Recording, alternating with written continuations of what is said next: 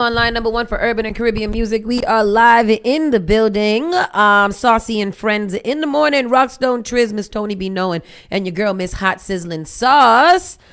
Quick check in. How y'all doing? Good morning. Oh, I'm like, why I'm not hearing anything? Because I have it plugged into my computer. Yes. Good morning, everyone. Good morning. Good morning. I am good. I feel good. It was a good weekend for me. Very nice, low key, relaxed.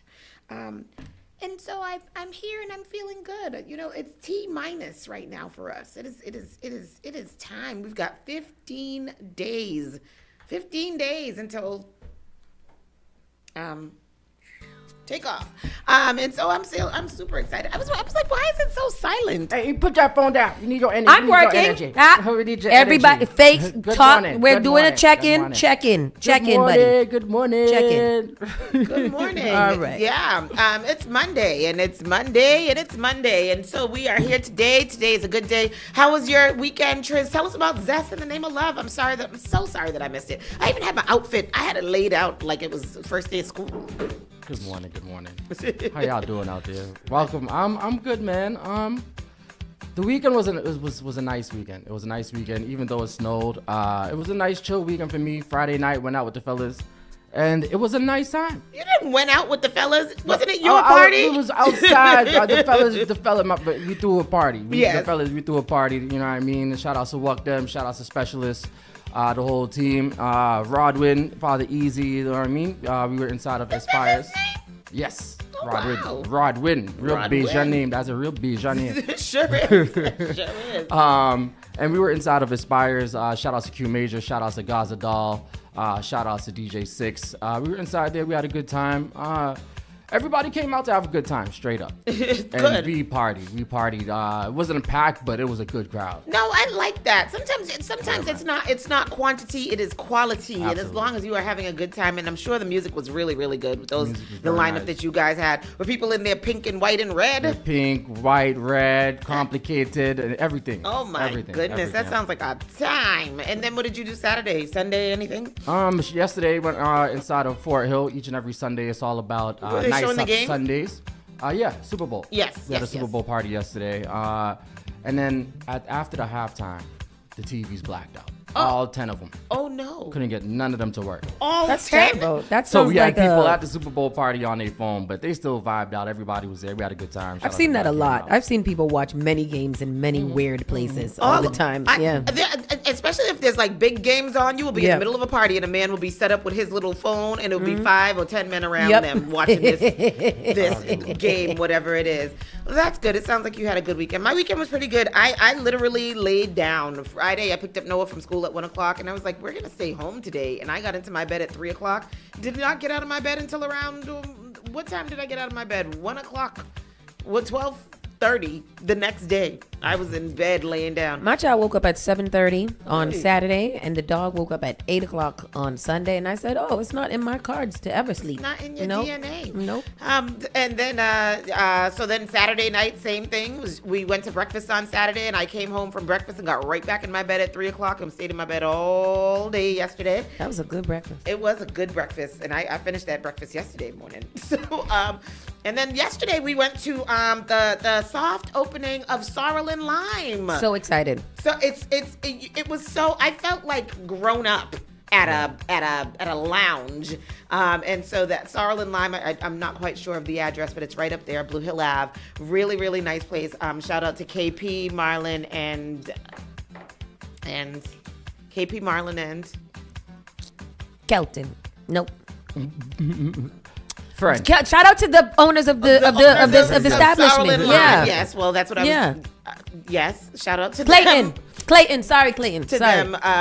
And very, very nice place. I'm looking forward to it. What time did it close? Me and my mother, we were trying to go down there last night. I think they finished right after the game. Yeah. Yes. Oh, okay, it was just soft opening. But they will be having their first event there this Saturday. Looking forward to that.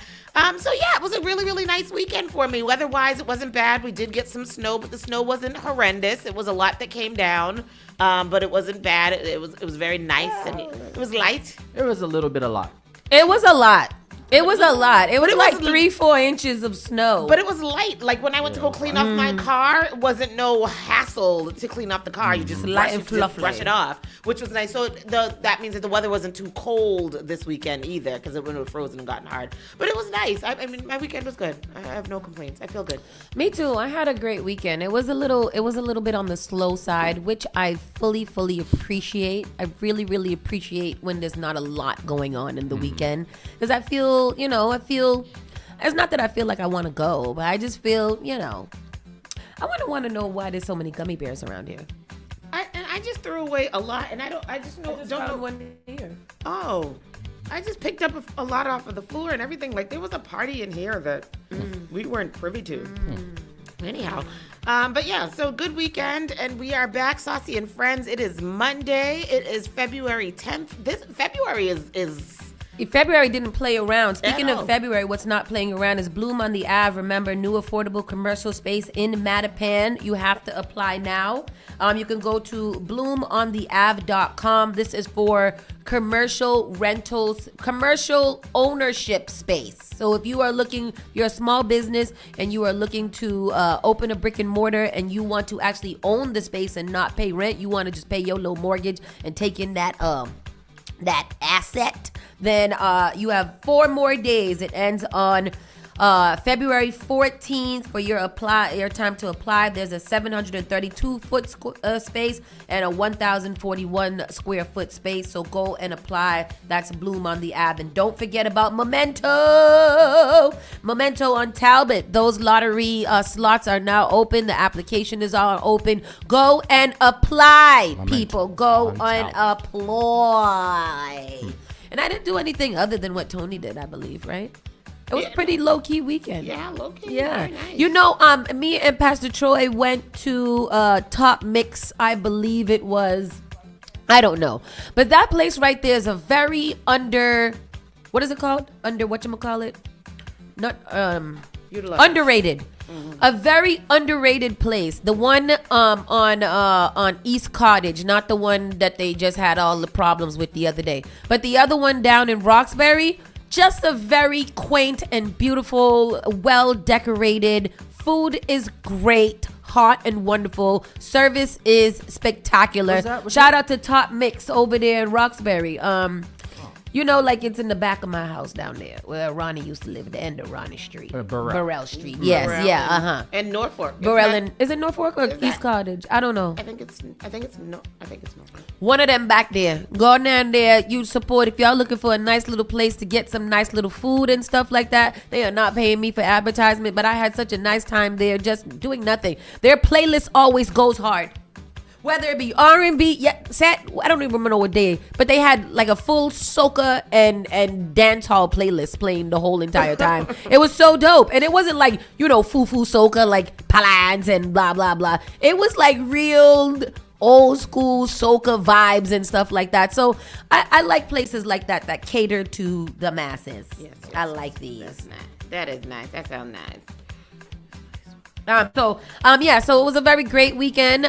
Really had a great time. So let's get into the show and find out what happened. I know you guys want to talk about the Super Bowl and all the think pieces that's going on. Was it boring? Was it enlightening? What do you think? We'll get into that when the show starts. The show officially starts right now. Spark FM Online, Saucy and Friends in the morning.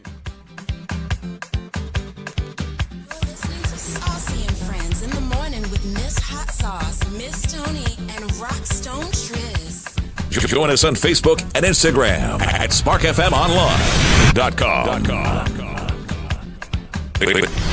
What is this, Doctor? This is Well, Spark of New England, Spark FM. Bringing the heat back to the airwaves. Turn us up.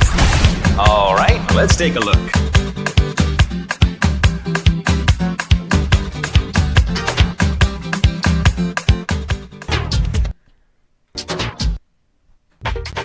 Oh, it's sticking? Sticking. Oh, because I'm like, wait. Machine stick. Is it a pause? So what are we doing? Does that happen in an event? Can that? Of course. And then what do you do? Man-made machine come broke up and mess up and broke up and what do you shut do up in that case? You just kind of like... You just reset. You know. That's what I once wanted to do on the Wheels. Come again. Wheeling like that.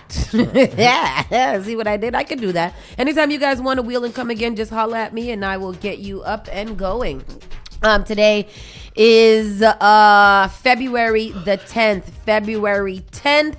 It is Monday, February 10th. Today, partly cloudy conditions expected around 1 p.m. Wind gusts are up to 17 miles per hour.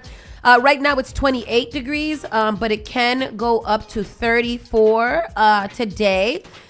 Will drop down to about 18 later, and we're not expecting any more snow till about Thursday. There's a 90% chance of snow on Thursday, so I'm letting you guys know about that right now, just in case things change, because you know the weather don't be cooperating with what the weather people be saying, and we got to do better, and we got to dress up and get right with the Lord. Yeah. But with that said, let's get it going with the Around the Way news, Miss Tony. Yes, good morning. Donald Trump is Donald Trump.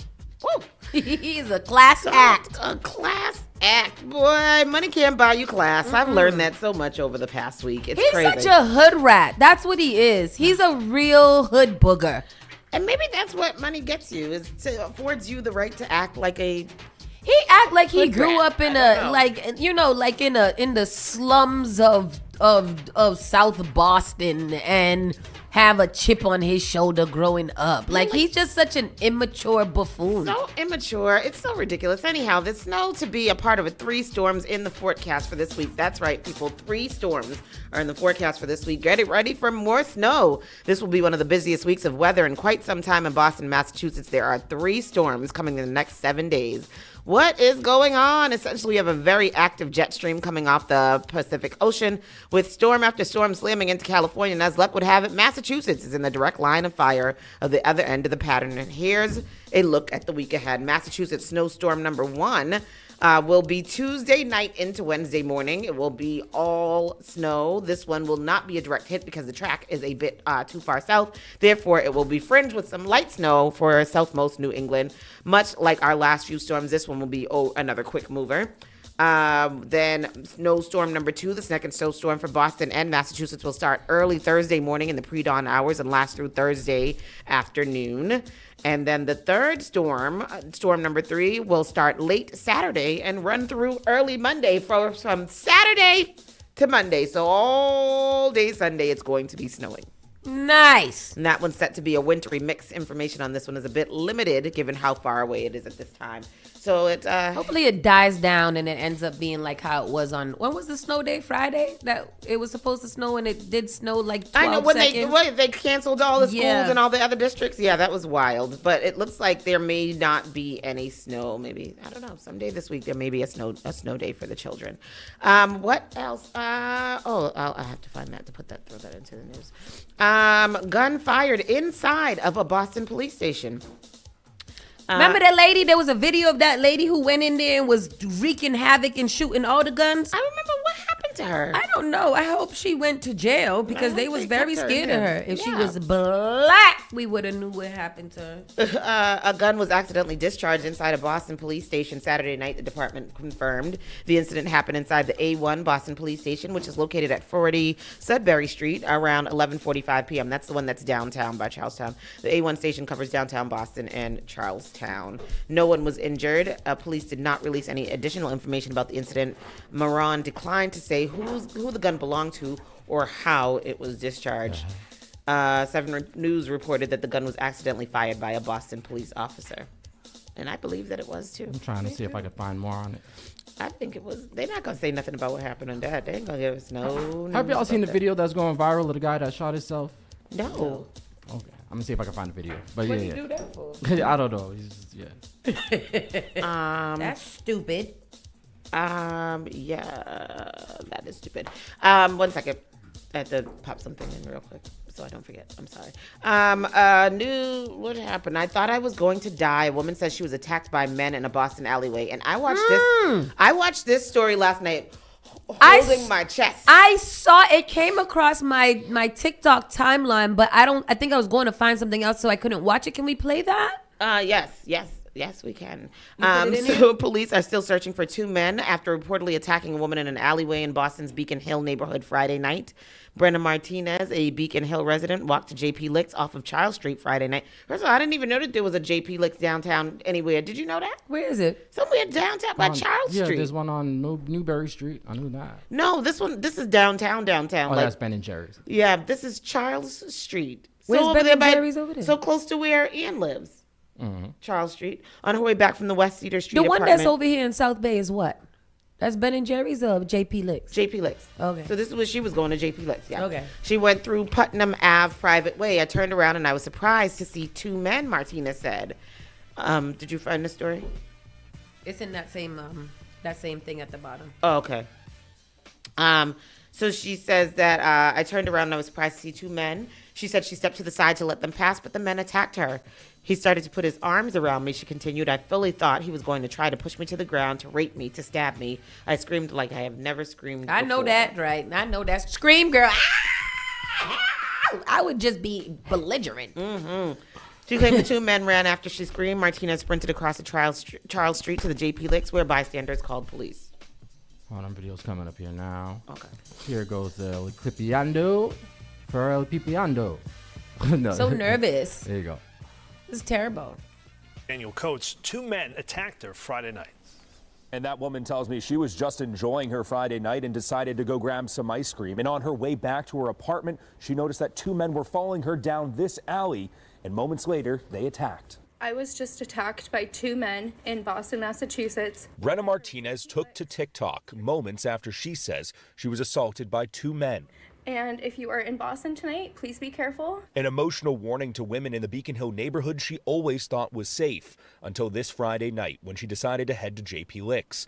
On her way back to her apartment, she noticed she was being followed. When she went down Putnam Ave Private Way, she wasn't alone. And I turned around and I was surprised to see 2 men. Trying to let them pass, she stood to the side, but instead of passing, the 2 men pulled up their hoods and attacked. He started to put his arms around me, and I fully thought he was going to try to push me to the ground, to rape me, to stab me. I screamed like I have never screamed before. The men ran away and she sprinted back to JP Licks from the alleyway where bystanders called 911. So many girls in my neighborhood and a lot of my friends, we use it all the time. Police are still searching for 2 white men in their late 20s, but Brenna is speaking out to make sure this doesn't happen again. I fully thought I was going to die. And if we're not being vigilant about holding our authorities accountable and kind of community policing, it will keep happening. And Boston police are asking anyone with information about what happened Friday night to come forward. They also want to remind you that you can do so anonymously. On scene. I think about that happening to every single time. Like I don't like anybody walking behind me. I always stop and let the people go in front of me. I do not walk behind me. I don't like that. I walk late at night, most of you guys know, and like if there's people walking behind us, like I be like encouraging Sparkle, go sniff something so I can turn around and watch them. Until the other day we was walking and this SUV pulled up literally right on we're walking down Dudley, pulled up right beside me. It was not at the bus stop, it was nowhere. I looked around, we went fast, and then I just kind of stopped and let Sparkle do his thing so I can stare at them. And then they left. And I was like, ooh, because they was probably coming to kill me. And, you know, take me in the car and then get away. And nobody would know. Yeah, I thought. I don't like that. You know, we've seen too many stories. And that's another thing about us in the thing that we have to do here. Is we hear all the things all the time. Mm-hmm. And then, you know, like it builds up a, not fear, but an phobia. awareness. Phobia, right? Yeah, like a phobia. Fear, phobia, same thing, right? Yeah. So like of things that are around us, like you never know. Like I always think like, what if this person just punches me in the back of my head, like how we've seen in New York or something like that? You know what I mean? Like, and it's strange, but these days nothing is strange. Everything is not surprising. Nothing. Yeah. So I saw a meme yesterday. It was like, go on and start pronouncing the L in salmon because nothing makes sense. Nothing anymore. makes sense. You don't have to be. I mean, we're seeing the spiral coming, and later on we'll obviously talk about y'all boys, Mr. West.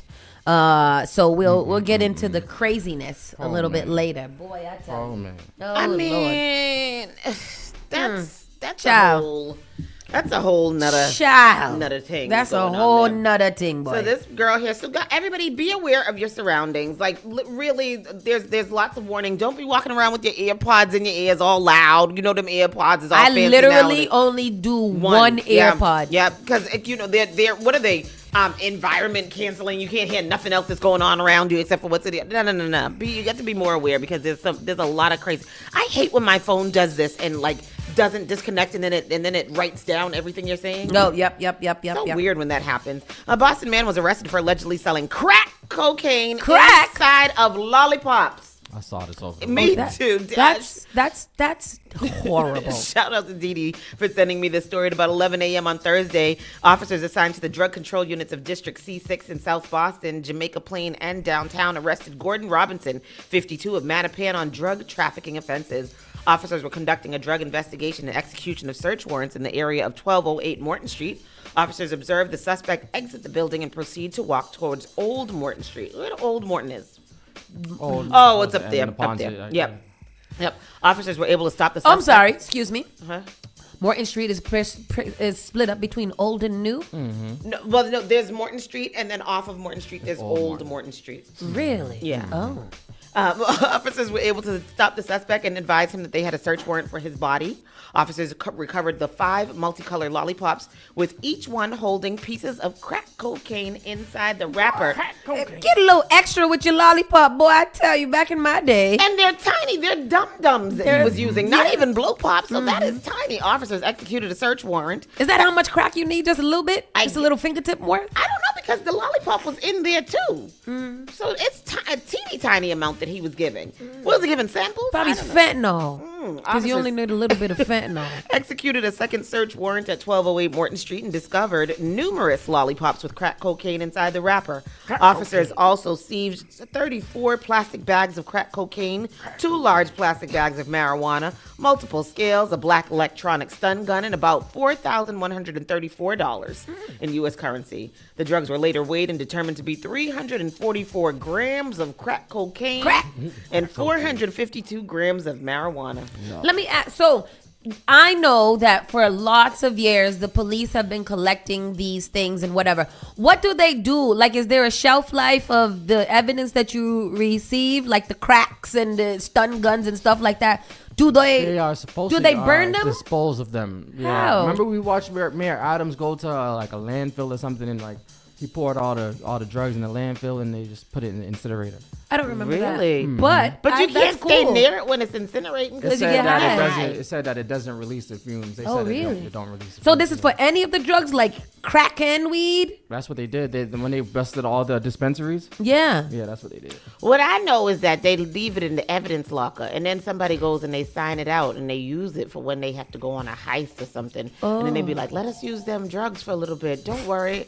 I'll bring it back. And then most of the time, something bad happens, and it don't come back. And now Frankie got it. Calling you live, Spark FM online. Good morning, ladies. How are you guys doing? We're good. How are you doing? Wow, another event with no hot sauce. Oh, hi, Bobby. How are you, Bobby? We're gonna have to find a good time for you to call, not in the middle of the news. But quick check-in. Quick check-in. I fully planned to go to that. I had the same outfit that I didn't wear Friday night. I was going to wear Saturday night. Where? But then the snowstorm came. Red and white. Yeah, but then the snowstorm came, so I couldn't wear my outfit at all. Tony. So let everybody, each and every Monday, we have Bobby Shakes on the air. He comes and let us know where in the world or where in the city was Bobby. Where over the weekend were you, Bobby? Is that the Red and White with FC? I think dance hall's back in the city. Why do you say you've been talking a lot about dance hall? What does that look like? Tristan, you brought up a thing the other day too about the sound culture, and Bobby is always with the dance hall. What does that mean that dance hall might be back? Here's the thing: dance hall needs core elements for it to survive, unlike other genres. You need the hot girls. You need the video man, you need a big sound, and you need the bad man crews to come out. Bad man forward, bad man pull up. Oh, wow. FC's party had all of that. And FC brings back a nostalgia, like an old school Dodge from the community that has a little money that everybody loves and a year to year. So, like, I would say that this may be controversial, but is FC the new Errol Shata? You know what I'm saying? People love him, year to year thing. And I think that FC, it's back. Mine. That's nice. Okay, That's okay, nice. all right. I feel like every time I feel like I want to implore into the world of dance hall and dance. And I'm gonna get there soon. With your help. I'm gonna get there. Bobby, can you call me personally to attend these things with you? Because I will go outside. You be trying to contact Hot Sauce, and she's not the outside person. I'm the girl in the streets, not for the streets. Yes, let's do it. I think we just need more female crews coming out. We need more of that. Like, Juicy was out. Henry was, like, I've been trying to take a picture of Henry for like 2 years. Yeah. I have no idea who Henry. I want to dance. And she never lets me take her picture. And she came in the video light. So it's like, everybody just, we need more female crews to come out. And the young girls, unfortunately, have no clue what the culture is. Well, of course. Yeah. That's something that we've been fighting internally in general, is the fact that the young people it's getting more diluted as they grow up. And I don't know how to bring them back. Like, I don't know if that's... Bring them in. Yeah, or to educate them on culture. You know, like, I don't know where we're at. How did you feel about it being at Unity? Say that one more time, Love. How did you feel about it being at Unity? Because that just seems like a strange venue for a dance hall event to me. No, I mean, the only time I've been in Unity in 30 years is when they killed blacks at 3C's. That's the only time I was in Unity. And that was it. I never went to Unity. Never, ever set foot. Yeah, but now, 2025, we're more diverse. Yeah. We're going to go to Unity. We're going to have a good time. So I don't think the venue has that much of the say to where the party is. But No, and I didn't think so either. I was just asking that because I know that Unity now is starting to be a lot more diverse. Unity is bringing everybody all the time, every Friday there. So I think that it's great for them to also, start having dance hall events there. We want Unity to be the Caribbean Social Club, right? Or something like that, I guess. So, let's talk about something that's really important. Yes, tell us. When's the date night, Tony? Bobby, we gotta go. God damn it. Bye. Bobby, I'm always available. I'm single as a dollar bill. So call me up. Let's go. I'm down. Bye. I'm down for it. When is the date night? Let's go. I'm always ready for a date. Anybody want to go on a date? I'm here. I'm available. She's for the street, she said. No, I'm in the streets. In the streets, not for them. Not for them. Yes. All right. What else do we have going on? Man arrested. Oh, so the man with the crack cocaine lollipops, and it was dum-dums, and it was a lot of them. And anyways, he's in trouble. Human trafficking unit arrests 6 suspects in Mattapan as part of an ongoing investigation. Of human trafficking? Human trafficking. They're the victims, or they're the liaisons? They're the pimps. Oh. Members of the Human Trafficking Unit, Internet Crimes Against Children Unit, District B3 officers, Massachusetts State Police High Risk Victims Unit, and the FBI Child Exploitation and Human Trafficking Task Force arrested 6 individuals as part of the ongoing investigation. What was it? 10 people per person to arrest them? That's all the people. On Thursday, officers conducted a sweep of an apartment at 884 Cummins Highway. During the sweep, officers noticed an open window that appeared to have looked like someone jumped through it. Officers searched outside the building, found a discarded handgun with 12 rounds loaded. There was also blood on the snow, presumably from someone who jumped out the window. Shortly after, officers noted a vehicle fleeing the area and conducted a traffic stop.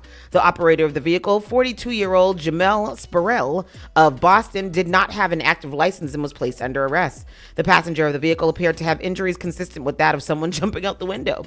The individual was placed under arrest for 2 warrants and charged with unlawful possession of a firearm, unlawful possession of ammunition, unlawful possession of large capacity feeding device, defacement of a firearm serial number, and armed career criminal That level is 3. literally the book. Yes. They threw the book at that young person. The suspect was taken to the hospital for non-life-threatening injuries and then taken into booking. Officers still at the scene located 17 plastic bags of cocaine and placed the following individuals under arrest.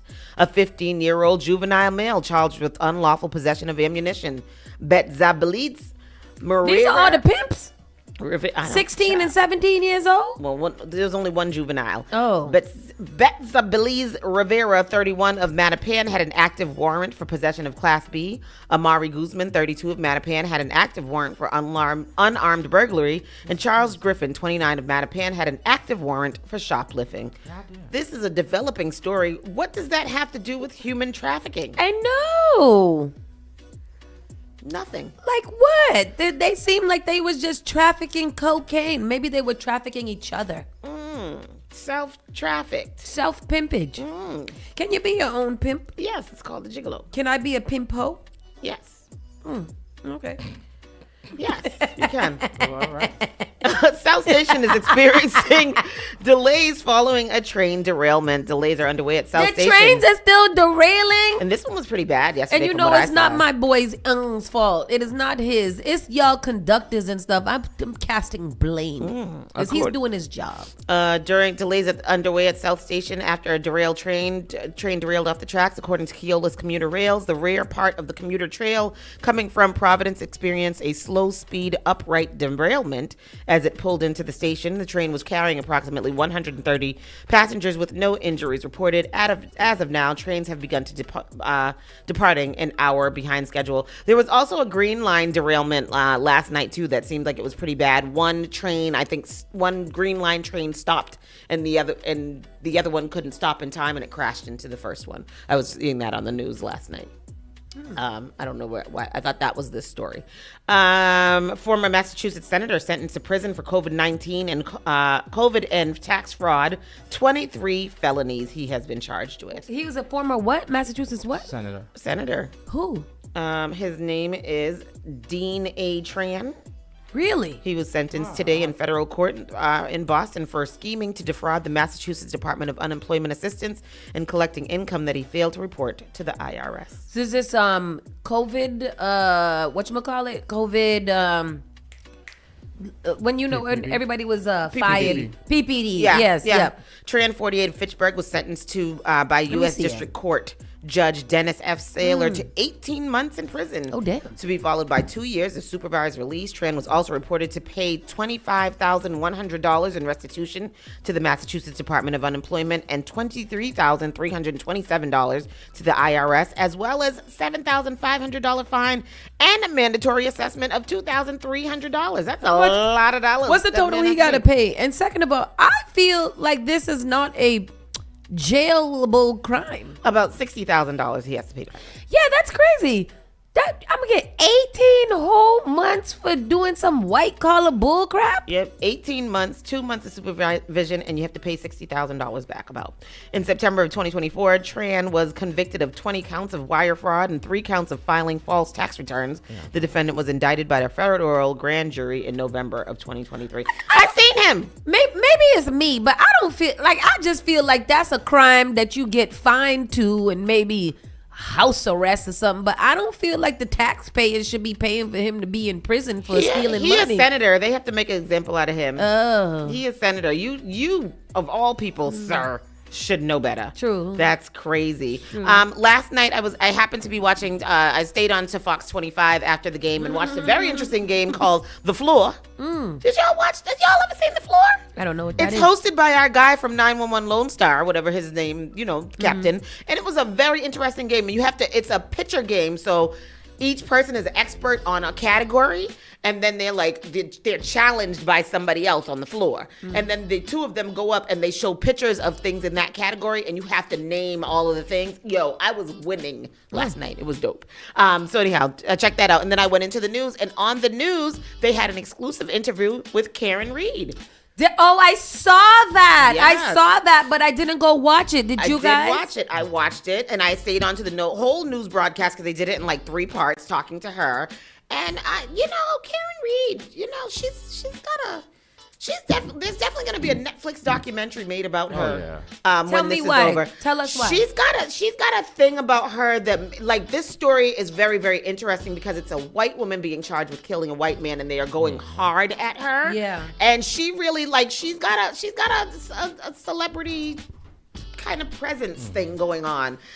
She flippant? Is she sweet? Is you like her? She's very monotone, and you don't know. She does have a little spunk to her. Yeah. But it's not spunk to where you're like, she's a bee. Yeah. It's just very, like, you know, like, I this think is it's a strange. spunk that's like, because she knows she's innocent. Because she knows like, she's innocent, yeah, right? Like, yeah. and I believe that I do believe that she's innocent. She talked a lot. She says very much, they are setting me up. They are setting me up. So she said, I pictured every day that they were going to working on framing me, she says. Yeah. Karen Reed tells Boston 25 investigative team Tab Daniel, she explained her involvement in every aspect in her criminal case, from her defense team's aggressive strategy to media interviews and raising money for her estimated $5 million in legal fees. Wow. It's a very, very interesting interview. It's the first time that I've heard her. Yeah.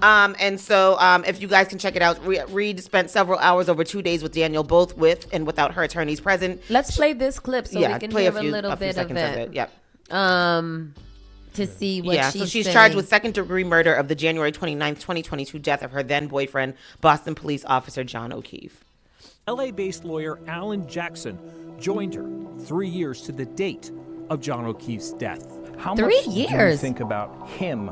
I think about him in terms of his final days, his final weeks. I mean, we have his cell phone, which a cell phone to anyone is like a diary. The time that I spent with John, 2 years, it's now been 3 since he's gone.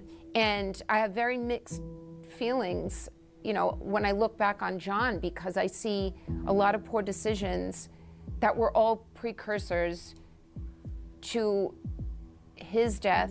Poor decisions by whom? By both of us. Just drinking, being around the wrong people is chief among them. Reed admits drinking in the hours before O'Keefe was found unresponsive outside 34 Fairview Road in Canton. She just repeated the phrase over and over again, I hit him, I hit him. Multiple first responders testified that Reed initially said herself she hit O'Keefe with her SUV. Reed says she only questioned if she could have hit him. Yeah, I went through every possibility. He was near the road. That's a little and bit of it. he was dying. 6 minutes long. Yeah, it's 6 minutes long, but it's in a few parts. The way maybe this is the whole thing. They show all of it together, but I saw it in a few minutes. I have nothing to hide, declare Reed. My life is in the balance, and it shouldn't be. The more information the public has, the more they understand what we already know. Reed's willingness to speak publicly about her case is unusual, but has long been a part of her strategy. She said she's not afraid to take the stand in her defense. She wants to do that. It remains to be seen whether that's going to be what her defense calls her to do. You guys think that she should? I don't know. I mean, especially Tristan. Do you think she should? I don't know. I feel from what we know that doesn't I help think so. in cases, right? But this interview, I think, is her taking the stand. Okay. And so I would encourage people, if you have any interest in this case, which I do, I would encourage people to go ahead and watch this interview. I think I think it says a lot about her. So that was really, really interesting to me. Massachusetts has a peanut law, and I don't know what that is. It just seems kind of a little interesting to me. So a weird Massachusetts law includes peanuts. Apparently, at one time, it was illegal to eat peanuts while in church, particularly in Boston. And if you were caught doing so, you could be jailed for up to 1 year. Really? This law is actually still on the books, though. I highly doubt it's enforced. In my opinion, I feel the punishment is a bit harsh, but I do kind of agree with the law to an extent. While I don't necessarily think it should be a full-blown law, I do think it should be a rule for people to refrain from eating while in church is in session unless they need to take a medication. Rabbit hole right under that article is 31 strange Massachusetts laws. Let's go through them. Public boxing is prohibited. I mean, yes, that's called fighting. Yeah. Hunting on Sundays is prohibited. Really? It's the holy day? I guess so. Taxi drivers are not allowed to make love in the front seat of their taxis while they're on the clock. No. So, all right. Before we go on, The hell? I've been stressed out about America, right? Because America doesn't seem to have a plan for what happens when one party has everything. They were successful in getting it all. Yeah. There are laws on the books for foolishness, but there's not laws on the books for law and order and equality and stuff like that. There's nothing there that says, just in case somebody gets crazy in the president's seat, this is what we got to do. Well, see, this is the thing. I think that what happens when these laws are created is a precedent has been set and whatever. This foolishness that we are experiencing now in America has never happened in the history of America. So what happens now, how the opposition handles this is going to set precedent for what happens from now on. And that is Donald Trump's plan. Yeah. Is to override all of these things right now while he has all of these controls. So now I'm understanding why these next 2 years or how we make out during the midterms or whatever is going to be so significant, because that will set precedent for what happens henceforth in the United States of America. So nervous. It's something to be nervous about.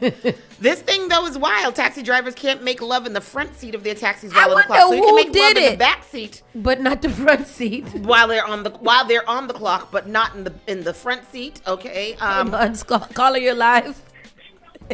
I'm Hi. curious. Who gets mad about somebody eating nuts in church?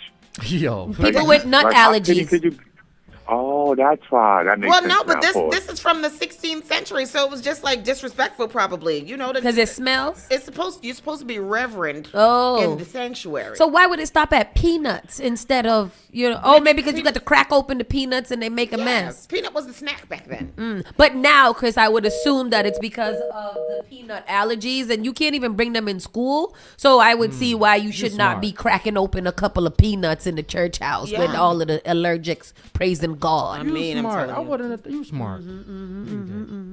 Bullets may not be used as currency. Oh, really? I can't trade bullets for cheese? Yeah, no. Okay. Well, Christmas has been illegal in Massachusetts since 1659. What does that mean? If you celebrate Christmas, you will be fined 5 shillings. How much is a shilling? I have no idea. Keep going. I'll look up a shilling. What else do we have here? Children may smoke, but it is illegal for children to purchase their own cigarettes. So they can't, it's not illegal to smoke it, it's just illegal to purchase it. It's illegal to purchase. It is illegal to give beer to hospital patients. No gorilla is allowed in the backseat of any car.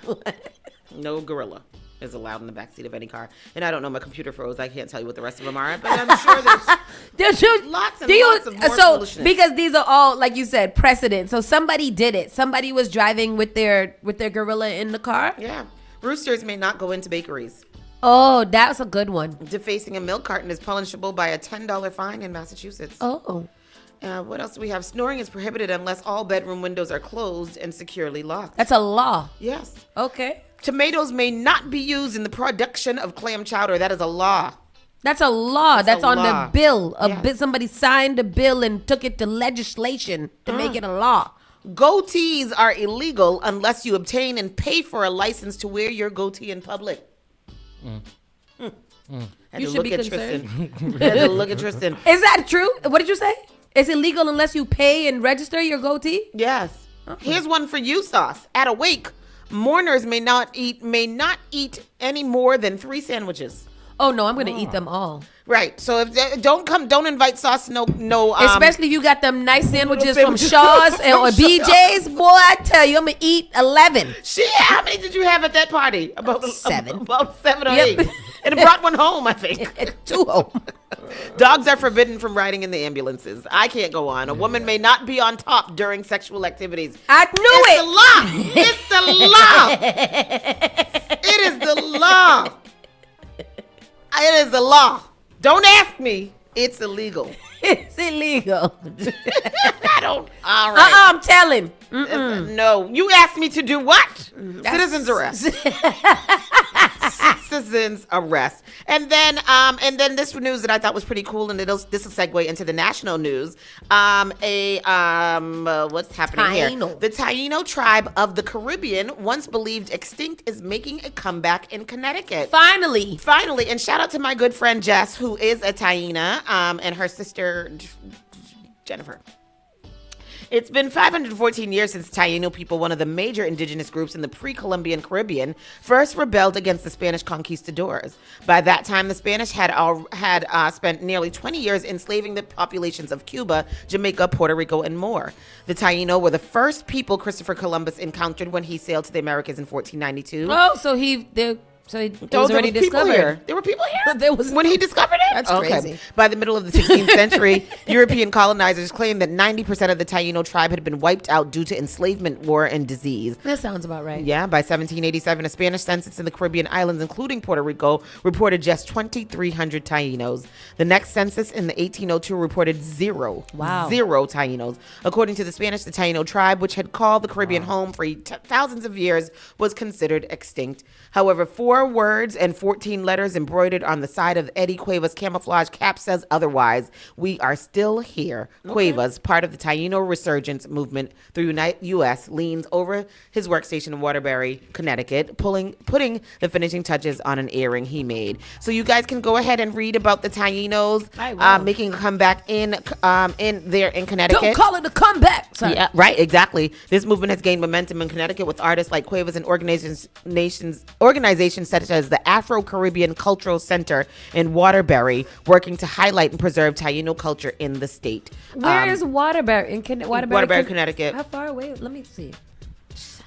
Have you ever been to Waterbury? Yes, I think we have. You know, we went to Connecticut. We were in Connecticut a lot when we were younger because of Pathfinders. Oh, true. We used to be in up there in Connecticut and Hartford and all of them different parts of Connecticut. So go ahead and read about that, the Taino culture being revised or coming back into the light out there in Connecticut. This is Foxy. What are we are? Foxy and Friends. Saucy. Foxy Cleopatra. Sophie and Friends in the morning on Spark. He'll laugh. Sparkle online. Spark left them. We'll be back to this show in a minute. You're listening to Saucy and Friends in the morning with Miss Hot Sauce, Miss Tony, and Rockstone Triz. You are enjoying the miracle of radio. New England's #1 urban Caribbean music. Radio. Spark FM. Spark FM's Black History Month celebration highlights and honors the lives and work of those that have made great contributions to our society and culture. Today we honor Miss Phyllis Wheatley. Miss Phyllis Wheatley was an American author who was the first African-American author of a published book of poetry. Born in West Africa, she was sold into slavery at the age of 7 or 8 and transported to North America, where she was bought by the Wheatley family of Boston. After she learned to read and write, they encouraged her poetry when they saw her talent. Upon a 1773 trip to London with her master's son seeking publication of her work, Wheatley met prominent people who became patrons. A few years later, African-American poet Jupiter Hammond praised her work in a poem of his own. Wheatley was emancipated by her masters shortly after her publication of her book. Her work would go on to be recognized and awarded. In 2002, the scholar Molefi Kete Asante listed Phyllis Wheatley as one of his 100 greatest African Americans. She's been featured along with Abigail Adams, Lucy Stone in Boston's Women's Memorial, a 2003 sculpture on Commonwealth Avenue in Boston, Massachusetts. In 2012, Robert Morris University named the new building for their School of Communications and Information Sciences after Phyllis Wheatley. Wheatley Hall at UMass Boston is named after her, and in 1892, a Phyllis Wheatley Circle was formed in Greenville, Mississippi. And in Boston, what is now the Boston Day and Evening Academy once bore the name of Phyllis Wheatley herself. Please join us at Spark FM in honoring the accomplishments and contributions of Miss Phyllis Wheatley. Praise the Lord, City of Boston. This is Brother Chris right here on Spark FM. Come on, sing it. Bringing you Sunday morning worship each and every Sunday morning, 6 to 10 a.m. Let's get our praise on.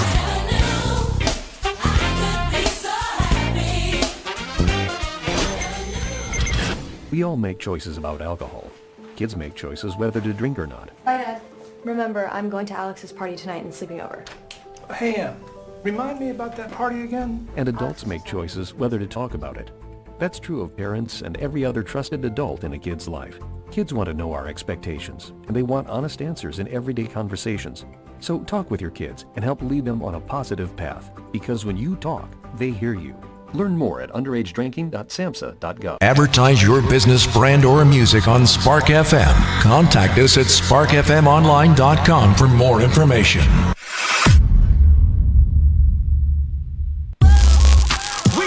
Boston's new home for urban Caribbean music. Spark FM. Spark FM. Playing all your favorite hits from reggae. Spark FM. If you know man swing the way you are gonna see a million. We got it gon' go long just like the Amazon. Spark FM. I know that life is not easy. No say we are for win. Walk with the camera like Jesus. Soca. Hip hop. Yeah, we on and we going crazy. R&B. You could do damage. You could do damage. Afrobeats and much more. Spark FM. Spark FM.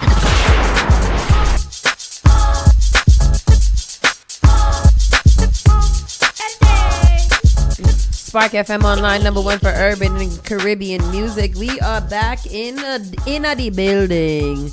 And it's time for our national and world news and figure out what's going on with our beloved nation.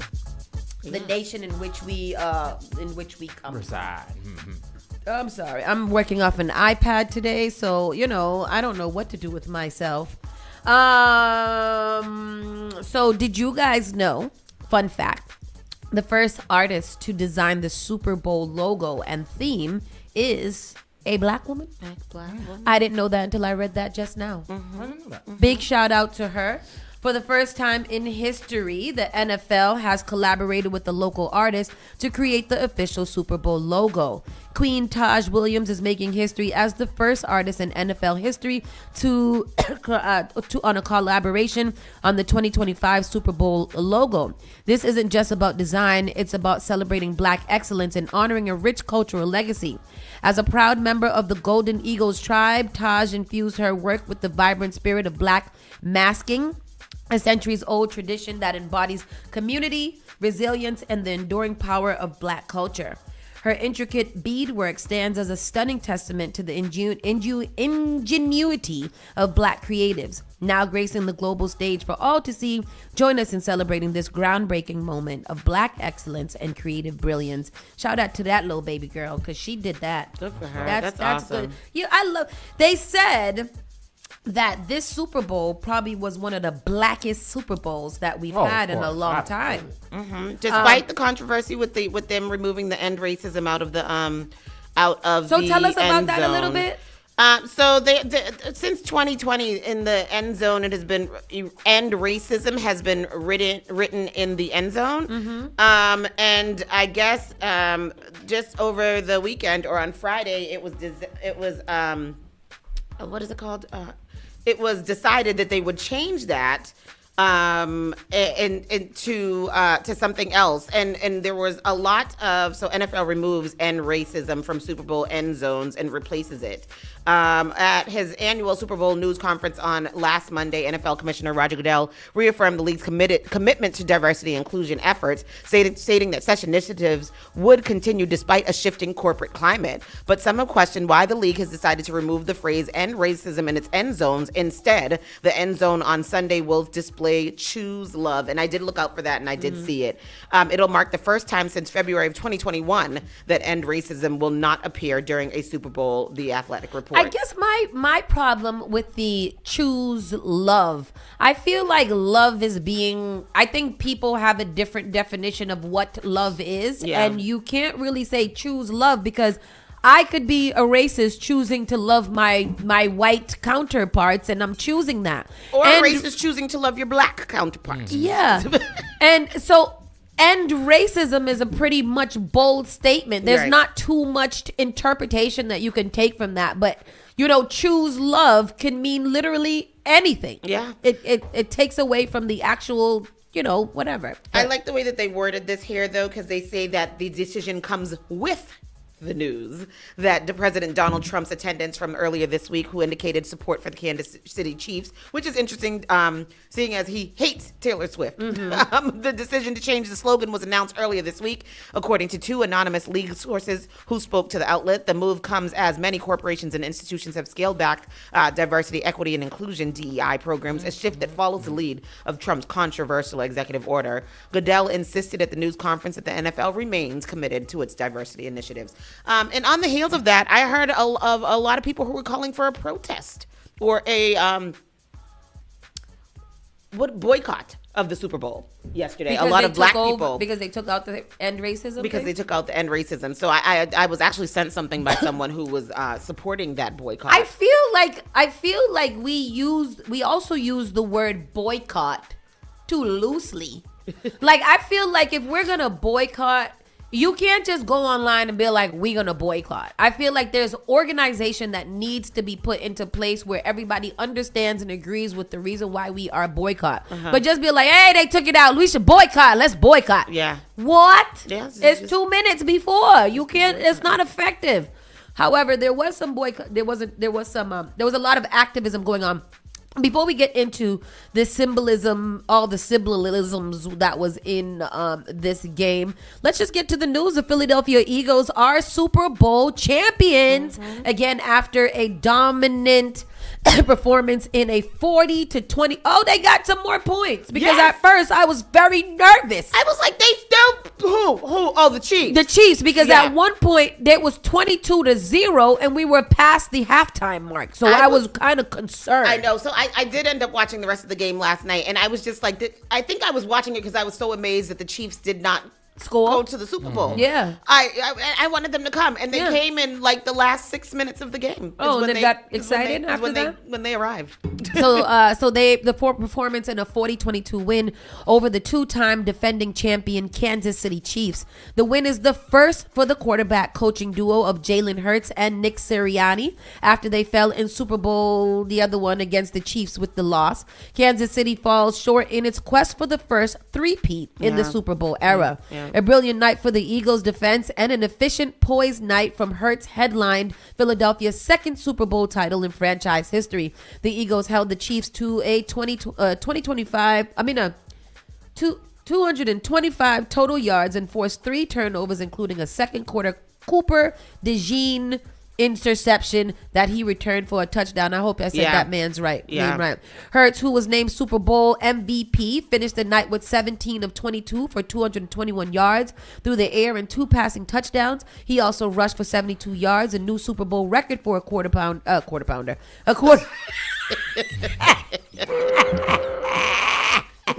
For a quarterback. And a tush-push rushing touchdown. Shaquan Barkley had 97 total yards with 57 on the ground on a 31 touches. Patrick Mahomes threw for 257 yards and 3 scores, much of that once the Eagles had the game well in hand, along with 2 interceptions and a lost fumble. He's now 3-2 in 5 career Super Bowl starts. Good for him. That is very good. Who? Jalen Hurts? Good for everybody, because Patrick Mahomes is kind of black too, right? Yeah, he's a little black. Yeah, and he has a nice whatever. Yeah. Good. He didn't win.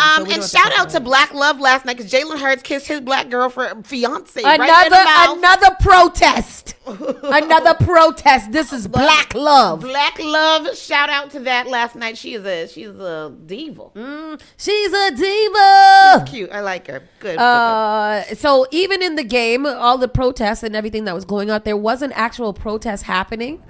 With pro-Gaza flag gets lifetime stadium ban. I'm pretty sure that they are a lifetime stadium ban. I don't think that he's coming back. The protester who unfurled a Palestine flag during Kendrick Lamar's Super Bowl halftime show is now banned for life from NFL stadiums and events. Oh, all of them. He can't go back. Yeah. Never see a game again. Yeah.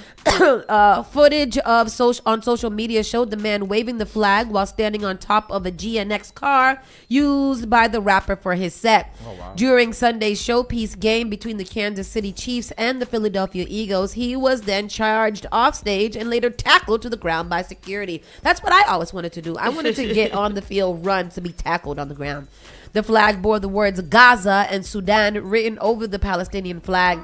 After being approached by a member of security, he jumped off the elevated platform and ran around the lower level for about 45 seconds, dodging dancers carrying large standards.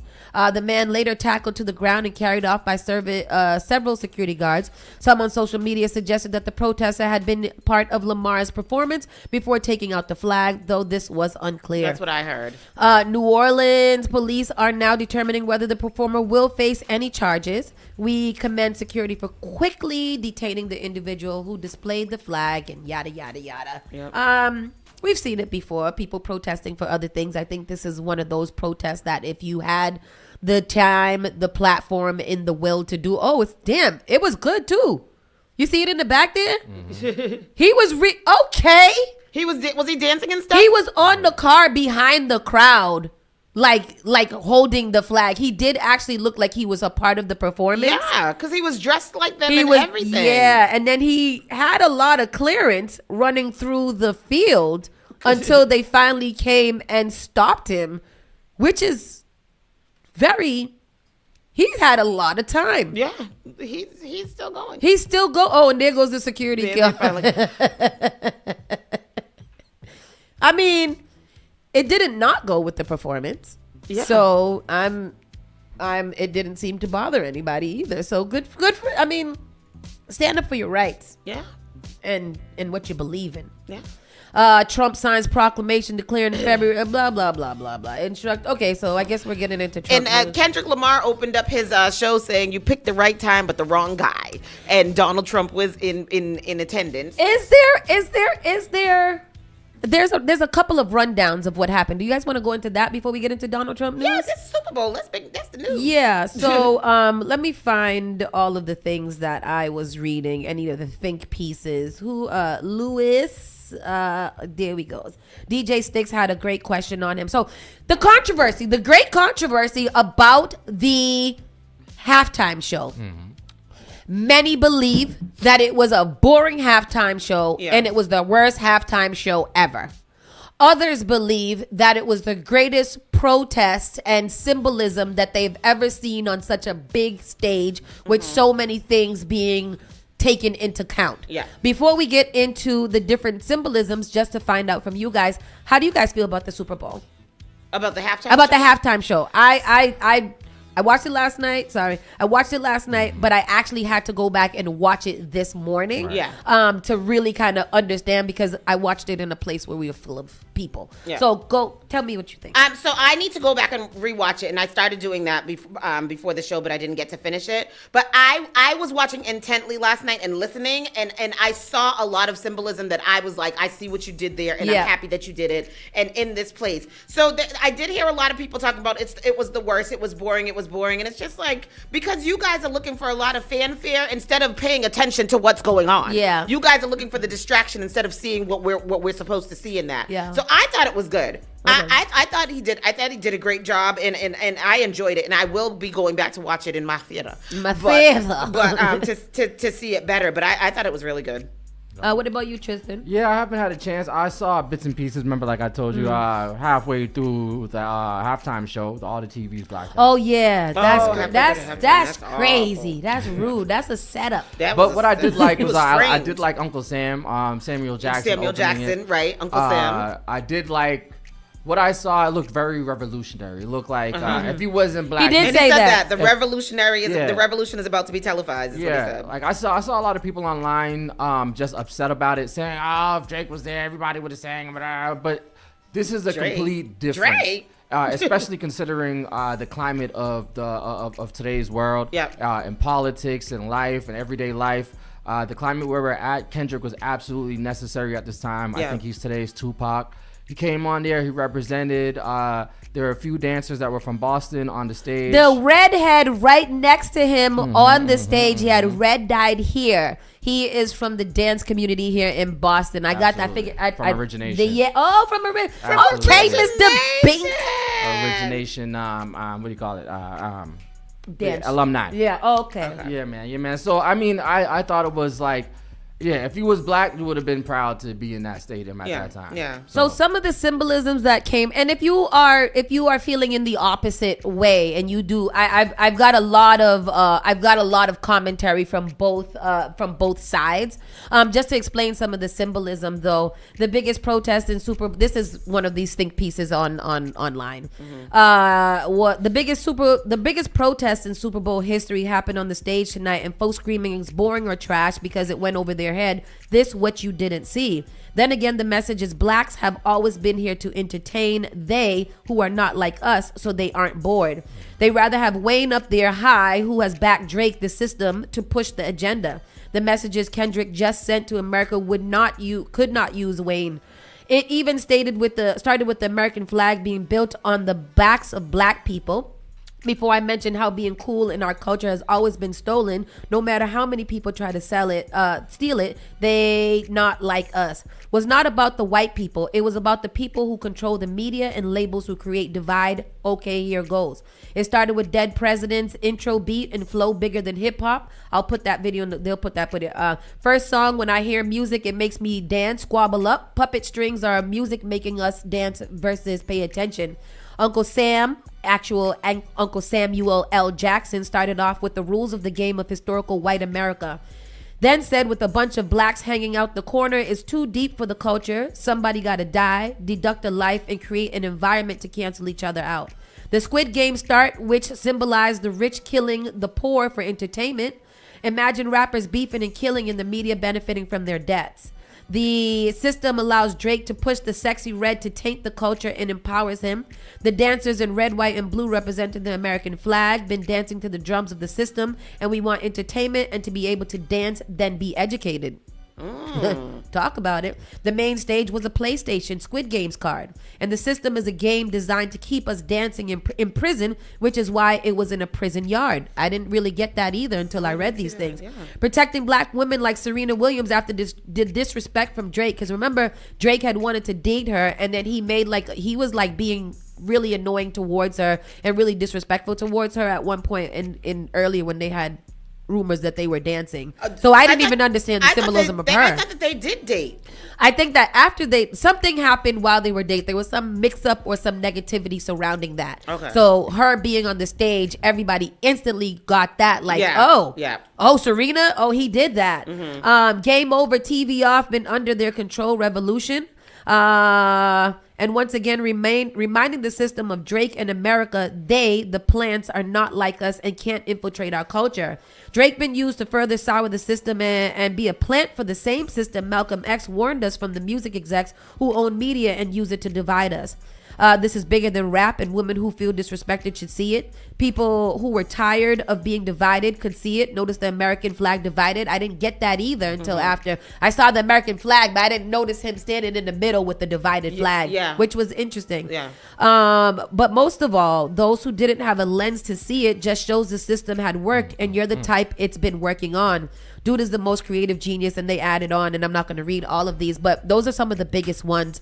I think that after I read all the think pieces and went back and watched the performance, it settled better with me, because during the performance, that's what you want, is entertainment. But after the performance, it's the conversation that continues on after the performance. Absolutely. That makes it, because everybody's talking about it, whether you liked it or whether you did not like it. You are talking about it and making people want to go back and watch it, making people want to go back and understand it.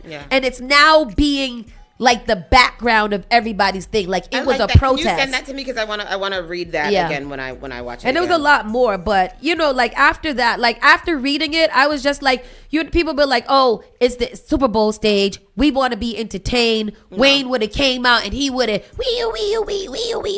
we also have to remember that Wayne has been literally on the other side of black people for a very long time. And I want us to not forget that. Wayne doesn't believe in racism. Wayne is a MAGA supporter. And Wayne ain't really, I love Lil Wayne. I am a fan of Lil Wayne. But let's be really honest. If we wanted a stage to protest, and to show the world that we are creative, that we are entertaining, that we think and we are smart, Wayne couldn't do that. Yeah. Wayne would have entertained us to hell and back, and I would have had a great time. But for this day and age, what we need is to stop being entertained, and we need to pay a friggin' attention. And I love that the president was there. Yeah. I think that his whole thing probably changed. Oh, the president's coming. Okay. Not that it would have been much different, because again, I think Kendrick Lamar is very revolutionary. Maybe he's one of the black leaders that we're looking for as far as entertainment. Yeah. But I do think that he did an excellent job, and I think it was very, very necessary. Yeah. Very necessary. Yeah. One time, let me get a.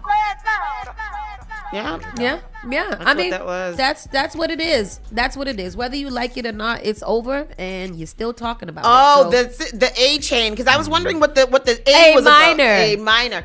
First of all, I want that chain? It's really. Oh yeah. I would like that. Did you guys see the fact that they were like teasing if he was gonna perform Not Like Us? Yeah. Oh yes, I love that. He teased I it love 2 that. times, and what when you guys go back and watch it loudly Yeah. and listen. When he starts it, he was like, "Are you gonna do it? Are you gonna do it?" And there's at one point he was like, he teased the song, and then he said, "I'm not gonna do it." No, they sue or something like that. Yeah. He made reference to the suing, and then when he actually started the song, when he said Drake's name, he looked dead at the camera and smiled very, very big, like because he knew he was about to tear up the stage. I just really like him. Yeah, I just really like him. do. And his little pants. I do. I want to say I was bored in the middle. Right before SZA came on, I'm not familiar with his music. When you rewatched it too? When I rewatched it, because I was rewatching it for the symbolism. Yeah. So it didn't, like, I wasn't trying to be entertained. Last night though, when I wanted to jump and dance and stuff like that, in the middle-ish, I was like, ugh, this is boring. But then when it picked back up after SZA got on the stage, because again, if you watch it, Samuel L. Jackson is narrating what's going to happen next. Okay. So in the first part, he was like, oh, you doing all of this jail stuff. You can't be ghetto. In the second part, he was just like, you need to slow it down, because they really like some slow music and they want to be pretty much like, oh, romantic. And then the last part, he was just like, you better not F this up. And then the beat dropped for They Not Like Us. Okay. And that's when he went into it. So he's literally narrating what's about to happen and how it's about to happen. And I just got all of that from watching it before the show started. So big shout out to him. It was great. Yeah, I want to watch it great. like that and see it again in a different light, because I got stuff out of it last night, but I want to see it like that. So awesome job. Thank you, Saucy, for that wrap up. The wrap up, yes. Yeah. Now back to the bullshit. Sorry. Seriously. Trump signs a proclamation declaring February 9th Gulf of America Day ahead of Super Bowl, another big win. Trump signed a proclamation declaring February 9th as Gulf of America Day as he flew over the recently renamed body of water on his way to make history at Super Bowl whatever on Sunday afternoon. 59. Moments ago on AF1, President Trump signed. He's even signing on the plane. That pen don't take a break, boy. President Trump signed a proclamation declaring February 9th Gulf of America Day while flying over the newly appropriately named Gulf of America. White House Press Secretary Caroline No Lip Leavitt announced in a post on X. Air Force One is currently in international waters, the first time in history flying over the recently renamed Gulf of America. The White House shared in a video on X showing Trump signing the proclamation. Trump signed the proclamation aboard a Air Force One while traveling to the Super Bowl. He will be the first sitting president to ever attend the Super Bowl. I believe that this man is only in it to be the first at everything. I think it's just so he's just so not serious. Nope, not at all. And that bothers me, that he's just so not serious. I don't know if he's not serious. I think he's very serious. I think he's extremely. I see what you did there. I see what you did there. I do too.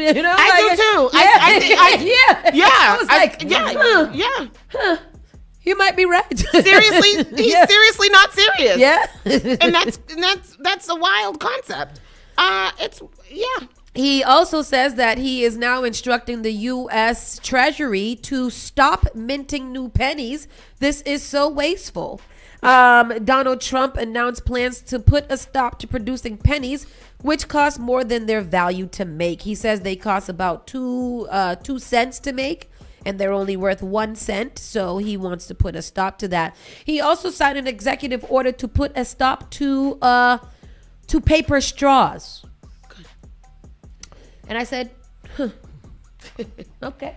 I'll take that one. I'm not mad at that, and I'm not mad at the pennies either. Me either. It costs $3.69 to produce 1 penny. These are the things that piss me off about Trump, because other presidents before that, I don't think they needed executive orders, but he's convoluting, real world problems, and then he'll hit you with a little 1-2 in between, like, okay, paper straws and pennies. How about that one? I bet you like me now. I heard somebody refer to it as weapons of mass distraction. Yes. Absolutely. Yes. Absolutely. That's very accurate. Yes, that is. I like that one a lot. I mean, that's what he's doing. That's what the man is doing. And I mean, listen to me. I love a turtle. You know what I'm saying? Because that's why they started making these paper straws, because they were biodegradable and da-da-da-da-da. They'll melt in the water and all kinds of stuff. But them paper straws are really just not useful. I think they are more wasteful than anything. Me either, because you need about 3 or 4 to finish a drink. Exactly. So what is the point of that? Because you can recycle them. Well, if they go into the water, they'll dissolve. Yeah, just like how they dissolve in my mouth. Yes, right, exactly. And how they in dissolve my in my drink. drink. Yeah. But That's let's stupid. figure out a way to make a plastic that is recyclable. Make wood. Make the straws out of paper, recycle plastic bags or something like that. Yeah. But don't give me no paper straw, please. Because that's stupid. Yeah. And I don't like it. Me either. Trump repeats his pledge to take control of Gaza, even as pressure amounts to renew ceasefire to make the Riviera or another gulf. He turned that whole entire Gaza into a big golf field. A golf court. Golf course? Course. Is that what he's trying? It's cool. I don't know. He's gonna turn that into Gulf of Margo, Gaza or Largo. New details and growing shock over emancipated hostages. Renewed pressure Sunday on Israeli Prime Minister Benjamin Netanyahu to extend a fragile Gaza ceasefire beyond the first phase, even as U.S. President Trump repeated his pledge that the U.S. would take control of the Palestinian enclave. Talks on the second phase meant to see more hostages released and a complete Israeli withdrawal from Gaza were due to start February 3rd, but Israel and Hamas appear to have made little progress, even as Israeli forces withdrew Sunday from the Gaza corridor in the latest commitment to truce. Netanyahu sent a delegation to Qatar, a key mediator, but it included low-level officials, sparking speculation that it won't lead to breakthrough.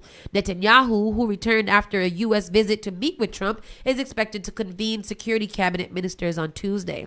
Trump weighs in on Gaza again. Speaking on Sunday, Trump repeated his pledge to take control of Gaza Strip. I'm committed to buying and owning Gaza.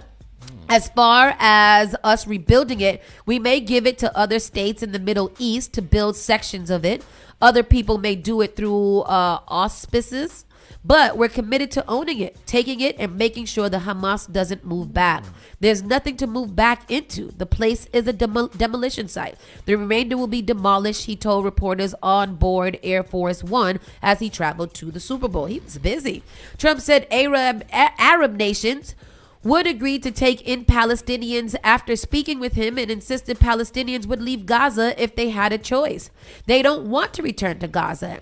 It would give them a home in a safer area. The only reason they're talking about returning to Gaza is they don't have an alternative. When they have an alternative, they won't want to go to Gaza. Trump also suggested he was losing patience with the deal after seeing the emancipated hostages released this week. I watched the hostages come back today, and they looked like Holocaust survivors. They were in horrible condition. They were emaciated. It looked like many years ago. The Holocaust survivors, and I don't know how much longer we can take that. Israel has expressed openness to the idea of resetting Gaza's population, a revolutionary creative vision, Netanyahu told his cabinet on Sunday, while Hamas, the Palestinians, and much of the world have rejected it. What? All of that. As I'm reading, I'm like, oh, so these people really believe that, you should be able to come to somebody's house, destroy their house, and then tell them they can go live somewhere else while they take your house that you can very much rebuild yourself, and they're going to make it into a Riviera. Riviera, yeah. Yes. We are living in The Apprentice. Like what do you say? What do you say to that? You think that the Palestinian? Oh, I think that if the people in Gaza knew what they don't want to go back. If you ask them, did you ask them? Did any of you guys go and ask the people who are still living in their rubble because y'all allowed people to come in and destroy their whatever? Go ask them if they would rather move to other Arab nations or if they would rather just to rebuild their home. What are you guessing for? What are you guessing? You think they're telling you they don't want to. The world is telling you that what you're doing is colonizing these people's situation. What do you think? Why do you think that you should do that? What do you think he should do that? What is it? I don't know. I am at a loss for words. I don't know what happened. I don't know what to say. I'm confused. Every time I hear about this Gaza takeover, it just kind of pisses me off a little bit more because I'm like, it don't seem like America first.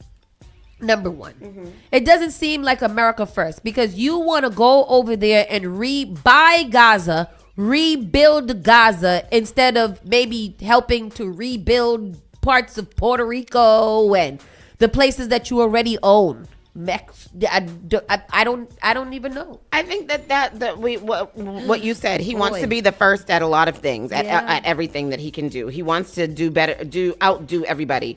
The talk has been there a lot about as far as the immigrants. He wants to deport more immigrants than Obama did because from what we've heard, Obama was the one who deported the most immigrants in history to date. So I think that's what he is. And we do know that Trump's his agenda is world domination. He's literally an evil villain. And so I think he's just doing the most evil villain things? Even evil villain things. That's it. Like in the cartoons, the evil villains want to steal a mountain, and all kinds of things. And I think that want to get a scientist to shrink the mountain down and put it somewhere so that they can take it. And that's Elon Musk, his psychic. And I think that's what Trump is trying to do. He's trying to shrink mountains and take them over. Like literally, that's what he's trying to do. So we can't be surprised by anything that he does, aside from the fact that, wow, he's really doing that. But you can't really be surprised because he's going to do a lot of things that just are very wow-worthy, I think, which is ridiculous. I can't see that. What else do we have in here? Employees sentenced to prison for stealing. USPS employee has been sentenced to prison for stealing $24 million worth of checks. How? $24 million worth of checks. How did he get past the first 1 million of stealing the checks that y'all didn't realize? He had 2 co-conspirators. Oh. So Charlotte resident Nikedra Shannon and Desiree Carter also sentenced to prison for their involvement in the theft scheme. The defendants obtained hundreds of thousands of dollars in criminal proceeds from the stolen checks, including U.S. Treasury checks. Dina J. King, the U.S. Attorney for the Western District of North Carolina, announced the sentencing in a press release on February 7th of Nikedra Shannon. Desiree Carter were sentenced to 60 months and 54 months in prison each. And officials say that Shannon, who was also employed by the USPS from March of 2021 to July of 2023, stole incoming and outgoing checks while working as a mail processing clerk at a distribution center in Charlotte. And why? This is her right here. There's a lot of black women behaving badly. According to the press release, Shannon admitted to stealing the checks on the job from April to July of 2023. Her co-conspirators included Cartel and Donnell Gardner, who was sentenced to 54 months in prison and 3 years of supervised release. Why? Why did y'all do this thing? That's federal. That's federal. That's right. not good for you to do. Right. A passenger hit a flight attendant and opened an emergency exit before jumping onto the tarmac while their flight was preparing to take off. No, I'm not hearing no more planes. Not hearing about no more. Is this what we do? We got to have a mental health check before we load a plane these days? Yeah, Because you never know if your neighbor sitting next to you is gonna run off and open a goddamn door. But you people who gonna go crazy. Why don't y'all go crazy before you get on the plane? Why are you messing up things for everybody else? That's just not nice. In the airport, run through naked. Right. If anything, like Stricken. just don't mess it up. I just need to get to where I'm getting, and then you can do whatever you want to. Have we covered the lady in Pakistan? Girl, sir, this is what I was just looking at when I said that. We're gonna get into that into entertainment because the Pakistani lady, black women behaving badly. The lady who killed a lawyer on the boat, and killed his dog. And then there was another one. There was another black lady, and I think it was Florida or something, that killed a reporter after he reported on some of the big game, like this. It wasn't the Super Bowl. It was something else. But she killed him. I want to know what's going on with you black women. Y'all snapping? What's happening? Talk to me. Stay angry. They is angry. Keeping it move. Oh, yeah. So that was the man who jumped out of the plane after hitting the flight attendant in the face. Yeah. A men's pop-up urinal. What? Yeah. Excuse me? Yeah. What? Yeah. Man's pop-up urinal death may never be explained, his family fears. And somebody needs to explain it to me, because what are you saying here? The pop-up urinal? A family of a man who was crushed to death in a freak accident fear they may never find out what caused the pop-up urinal he was working on to drop suddenly. What does that mean? Maintenance engineer, Kevin Holden, 60, was killed when working in Soho on the 27th of January. His inquest heard it took 2 hours for a crane to arrive to lift the urinal off of him. Damn. His daughter, Carly Holding, 37, said the lack of answers about how he came to be crushed was disgusting and disrespectful. Oh, that kind of pop-up urinal. So this is like in the UK, they have like underground urinals and then they come out the ground. Oh, he was crushed by that? That's different. I'm thinking the urinal in the bathroom where I go and stand up to pee. The white porcelain urinal. I thought it was just a porta potty, and they was calling it that because they're in the UK. Oh, let's play some of this, Tristan. This is interesting. This isn't on. This is just on us. This is I want to know about the pure urinals. That's crazy. The family as a whole hasn't been the same at all. We're very broken. Detective somebody or the other, which is still investigating the death, apologized. He said, "We're sorry for the impact this is having on everyone in Mr. Holding's family." Pop-up loos were introduced in central London in 2002 to discourage street urination. During the day, they are stored below the pavement, and at night, they rise hydraulically. Oh, so they stay down there in the day and they come up at the night. Carly said, at Mr. Holding's parents, both in the 80s, have been knocked for 6. I don't know. She said her grandparents, who are both in their 80s, one of their biggest fears, we haven't got closure. We haven't been able to mourn properly, close that chapter and live our lives in memory of Dad and building our family back up. We're still in the gray zones. We have no idea what happened. So what happened? What happened? He became trapped underneath the telescopic urinal, which dropped on him while he was working on the device. Oh, he was working on it. Yeah, it heard how the emergency services reached the toilet Mr. Holding was working on, but could not free him. The work he was doing was being carried out on behalf of the Westminster Council. I wonder if he got stuck in it going down, and it was just kind of like crushing him, like he was like halfway he in was it. working on it. I'm pretty sure that he was working on it from the bottom. Like working on the part. he was underneath He it was underneath it, and it crushed him when it went back down. You're real smart. You ate your Wheaties this morning. Wheaties. Because that's a terrible way to goddamn die. Yeah, rest in peace, man. You was seeing it coming down on you, and there's nothing you can do. Oh my God. And they said it took 2 cranes to take him out? 2 hours, over 2 hours. Oh, wow. So he was under there crushed for all that time. Damn. Oh, that is awful. And then this historic black community in Cincinnati confronts white supremacist demonstrators months after a neo-Nazi march. And I'm just going to read the key takeaways on that. Local residents in Ohio confronted and drove off neo-Nazi demonstrators waving swastika flags along a highway overpass in a historically black community, sparking outrage and concern over the rise of white supremacist groups in the state. The lack of law enforcement action to hold the racist demonstrators accountable for their hateful displays has left residents feeling unprotected and frustrated, with many questioning the authorities' response to the incident. In response to the reprehensible incident, local residents and the neighbors gathered at the same overpass to show solidarity and unity against hate, emphasizing the importance of standing up against white supremacist ideologies in their community. Okay. So there's I saw this pictures too. there. Yep. of the demonstrators wearing all black and carrying large swastika and blazing Nazi flags standing along a highway overpass. And then the black people went and they did a counter protest in the same area. A prayer circle forms after a group of displaying swastika flags has been demonstrating on an Interstate 75 overpass in Evandale on February 7th. So these are the black people doing the counter protest. Having not only black people, there's white people there supporting them. They're doing a counter protest of these people. So good. This is how we got to do it, and do it peacefully. Yep, do it peacefully. Yeah. So that's that. That is the national and world news. We're gonna take a quick pause for the pause. Come back and get into the entertainment news. We're gonna talk about Onaja. Onaja and Kanye. Oh Lord, have mercy. You are now listening to Spark FM.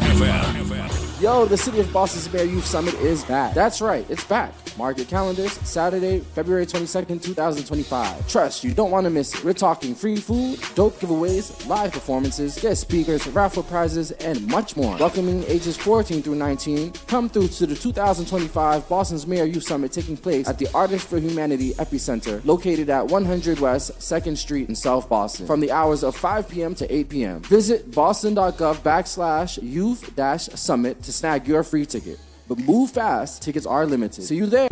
JP Morgan Chase is making a global commitment to break down barriers to drive inclusive economic growth all over the world. We believe there is a pressing need to help more people move up the economic ladder. That is why we are investing in communities and people to create an economy that works for all, because no community should be left behind. Right here in Boston, we're focusing that work in Dorchester, Roxbury, and Mattapan, among other neighborhoods, on improving financial health. These efforts aim to address the key drivers of the racial wealth divide head-on. We're here to empower individuals, families, and small businesses by connecting them to the tools that build generational wealth and a long-lasting legacy. Chase is investing in Boston. Chase is investing in you. Visit us at the Mattapan branch at 1617 Blue Hill Avenue, where the team is waiting to help.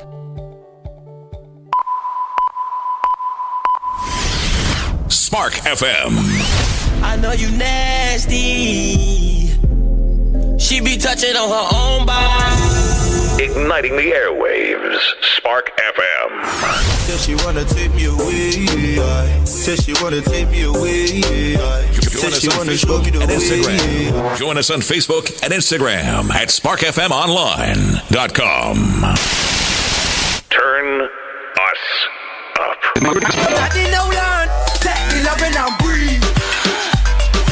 Spark FM.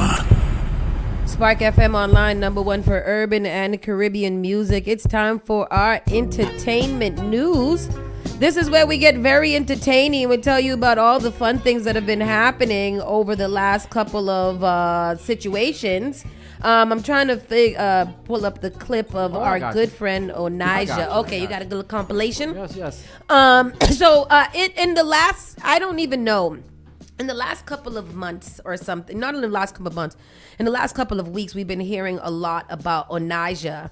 In case you haven't heard or haven't been following her story, like the rest of our feeds, she moved from New York to Pakistan to meet her 19-year-old husband.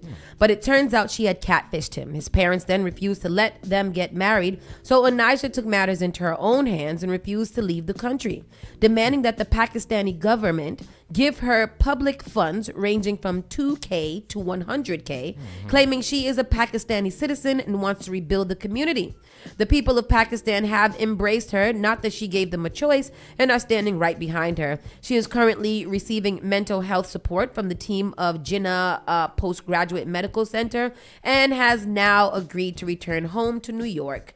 And here is some footage she's of agreed to return home? She's good, back. because she was refusing to go home at first, and now I guess she's like, oh, I guess I will just go to my home. Too much. That's it. Yes, that's it. Yes, I'm saying. ये भी देखे यही मेरी बात की तारीफ कर रही है. Listen, you talk too much. It's not.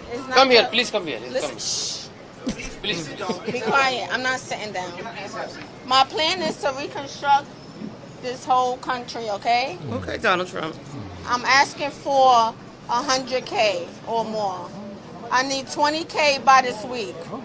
Okay, in my pockets, in cash. Okay, that's a demand to the government.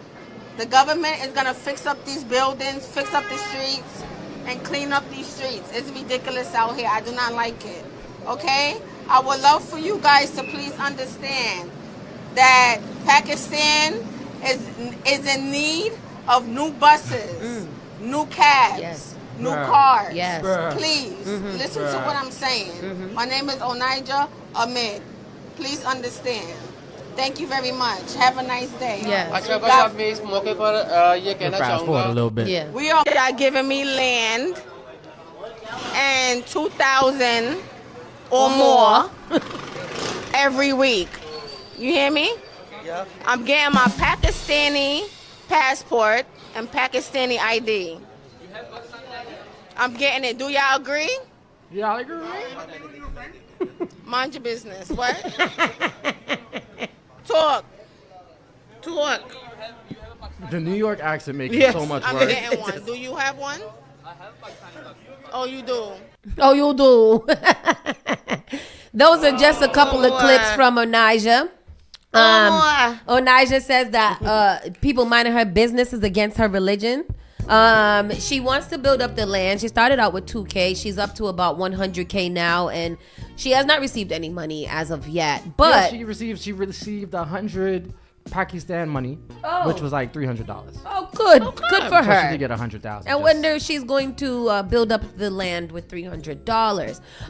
One more. People have she is most likely going to be the next Halloween trending outfit. Oh yeah. People online are already embracing her. You don't know whether she's unhinged or you rally with her. I don't know how I feel about her. So her son came out and said that... she had a son? Yeah, she has a 13-year-old son. He came out and said that she's bipolar. She's been off her meds for a while. Yeah. And the young man that she... the man that she catfished him for a white woman, and he was 19 years old. She was catfished? She catfished him. Oh. They said that the whole time where they was dating online, she was posed as this little blonde-haired, white woman pretty much. And they believe that white women are, the ultimate standard. So he, in talking to her and being catfished by her, he invited her to Pakistan to get married. And then when she showed up, it wasn't the white girl that they was white hair, blonde eyed girl that they was expecting. It was like, no, not Onaija from New York with a 13-year-old who's 2 years older than you. All those people look so patient with this lady. Nobody looked. Yeah. She's got some support though. So the guy in the green next to her is her social worker. He's a social worker, so he has stuck on to her to kind of help her. She has a security guard now. Yeah, because I saw a woman who's always walking with her. What's her name? She keep on going. Sujani, I love you. I forget her name, but she's just been, it's cooked. She's cooked. Mental illness. And it's a great distraction for everything that's going on right now. Sometimes you need to find a little distraction. Comic relief. Yeah. And she's hilarious. You can sit down and watch her videos all day if you want to. She's absolutely hilarious. Talking about distraction. The next shoe's been very distracting. So, now, everybody. Now it's time to get serious. Now everybody gets serious. We keep talking about mental health, and we talk about it often here, and it's a thing, right? Yeah. We are seeing this unfold in real time with Kanye West. Kanye West over the weekend has, the phrase done the most. He has done the absolute most. It's one of those things where you can't even be angry at it. You're just kind of confused about what the hell is going on. Kanye West's X account deactivated after days of they deactivated? I thought they wasn't going to do that. I thought that was his free speech. Kanye West's account deactivated after days of anti-Semitic posts. Rapper wrote, "I'm a Nazi," and more. Kanye West's X account has been deactivated after the controversial rapper spent several days posting racist and anti-Semitic comments. I mean, he went into everybody: fat people, mentally ill people, white, black, Jewish, whatever. He went there.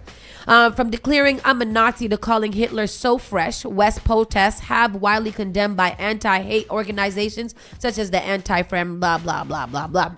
It is unclear at this time whether West voluntarily deactivated his X account or he was removed by force from the social media platform.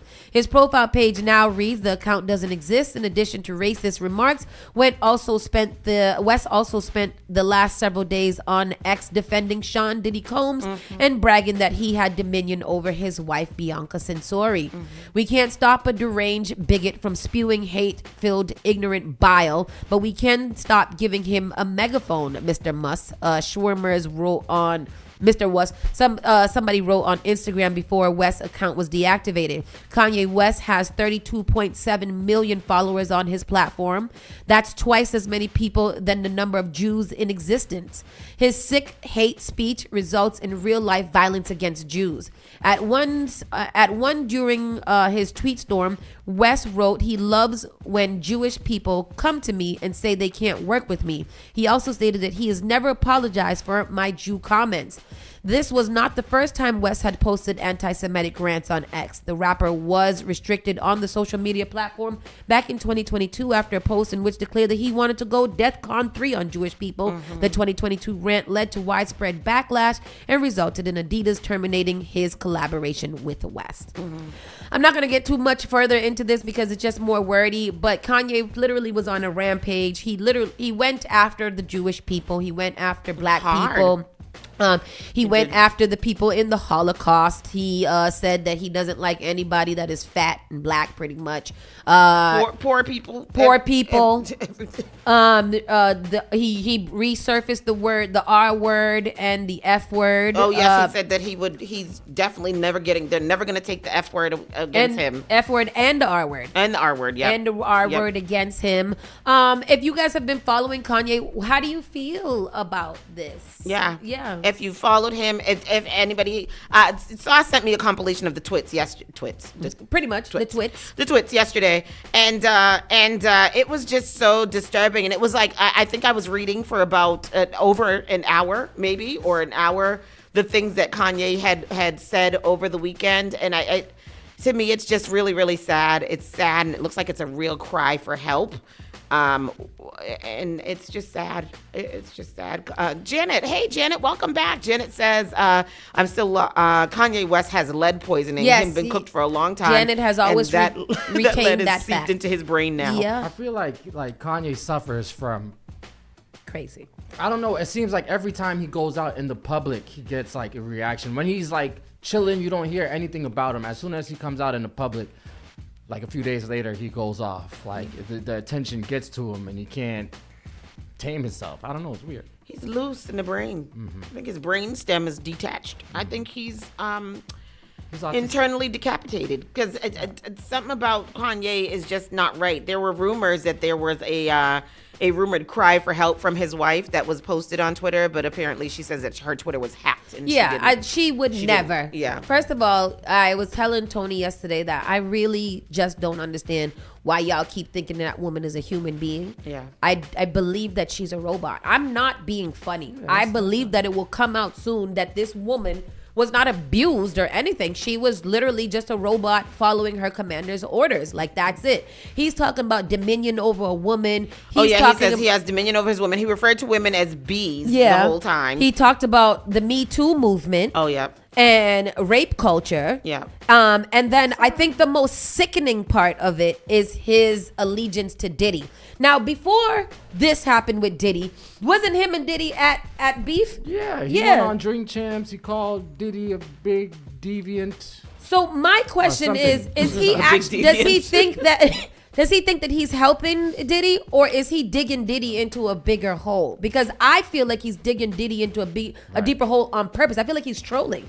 So what he did is that he released a capsule collection. Pretty much, he said that before Diddy went to jail, Before Diddy went to jail, he was, they had talked about doing a collaboration, a Ye versus Sean John collaboration. Yeah. The collaboration happened while Diddy is in jail. And it was just some t-shirts that said Sean John on it, and he resurfaced his White Lives Matter shirt. Yeah. What he also did, however, is he mass produced the hoodie that what's her name had on? Cassie. That Cassie had on in the video that Diddy was dragging her and punching her in the hallway. He mass produced that and started selling it under the collaboration with Diddy. I don't think that's the type of exposure and the type of popularity that Diddy needs right now. He put it out. Yeah. He put it out. He put it out and it sold. He's selling them online. So Kanye. What the hell? Ye is selling Cassie hoodie. Here we go. Ye slammed for selling copies of the hoodie Cassie wore in 2016 video of Diddy assaulting her. After expressing his support for Diddy in recent rants, Ye listed hoodies for sale on his website that appeared to be identical to the one that Cassie wore when the music mogul was captured on film assaulting her in 2016. Ye, formerly known as Kanye West, shared a screenshot of the footage which shows Cassie prior to Sean Diddy Combs attacking her in a hotel hallway. In another screenshot, Ye showcased a high-quality picture of the hoodie with the caption, "The Love Hoodie, available now, Yeezy.com," referencing Diddy's Love nickname. Another post of Ye included the same screenshot from the 2016 video with the message, "You have to truly be in love to get to the point of risking everything." The post was heavily criticized and was flagged with an ex-community note that reads, "This is not love. This is Sean Diddy Combs violently assaulting his girlfriend at the time, Cassie."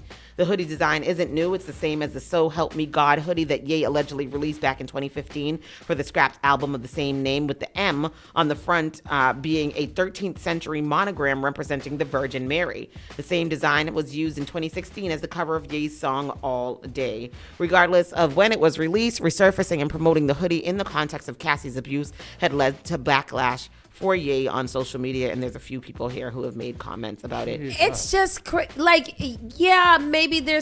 maybe he had it out before, or we know what he coupled it. Yeah. Regardless of whether it was a previous collection or whatever, he coupled it with the videos of her being abused in that hotel room, and he's making light at the fact that he thinks it's love that Diddy risked it all by busting her upside her head in the middle of the elevator, in the elevator hallway. Diddy has responded.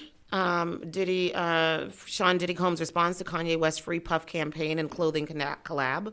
So Sean Diddy Combs is showing his appreciation for Kanye West's Free Puff campaign, which was shared during an online rant filled with anti-Semitic and racist posts along with insults aimed at women.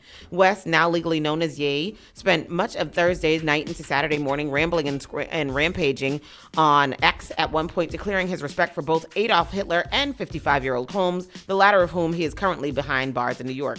The heartless rapper also called on President Donald Trump to pardon Combs ahead of his trial on federal sex trafficking and racketeering charges, which is set to begin May 5th. Free Puff, wrote West, referring to Combs by his old stage name Puff Daddy. "Real Donald Trump, please free my brother Puff," he said in a follow-up tweet. The 24-time Grammy winner went on to call out other celebrities and public figures in a profanity-laden series of posts, condemning those who watch our brother rot and never says ish.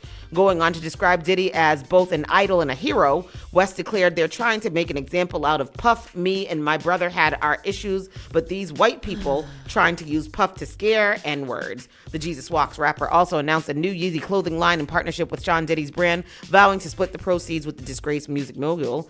As of Saturday, Yeezy is selling 3 t-shirts bearing the Sean John logo through its online store in red, white, and blue. Combs showed his gratitude by resharing West's post about the clothing collaboration on Instagram. "Thank you, my brother at Ye," he wrote. And how he get to post on Twitter in his jailhouse? This was just for the Sean John collab. Did he respond to the Cassie one? Combs has been behind bars at the Metropolitan Detention Center in Brooklyn since his arrest in April of 2016. No, he hasn't. Is Kanye somebody that you want to be thanking, like to align yourself with? Listen, if I was Diddy, the children have been talking to Kanye and stuff like that. Kanye had a video of the children. His children? Of Diddy's children. Oh, okay. Like, he went on to say how Diddy's such a great father to his children. His wish that his dad was there and blah, blah, blah.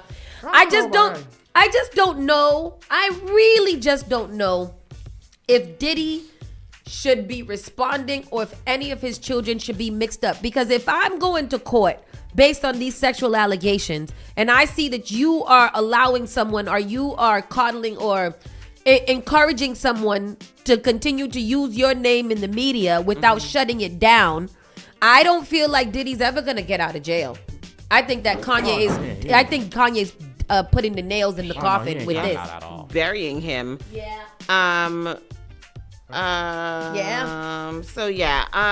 In other news, ASAP 12E. Oh boy, ASAP Rocky and ASAP 12E. ASAP 12E. That's a stupid name, but whatever. ASAP Rocky is going viral for warning ASAP 12E against revealing the meaning behind the acronym AWGE during the latter's Friday court proceedings. At the time, ASAP 12E was being questioned by prosecutors about a photo of Rocky's bed that had the word strewn across. When asked what it meant, Rocky interjected saying, "Don't say." Why did he say that out loud? Why did he say that out loud? There's a video in our thing. AWGE, which was launched in 2014 as a creative agency and is responsible for having directed several music videos, including its founder, ASAP Rocky's Shittin' Me. AWGE has also produced music, launched a fashion line, and worked with brands like Needles, Marni, Sierra, and Mercedes-Benz.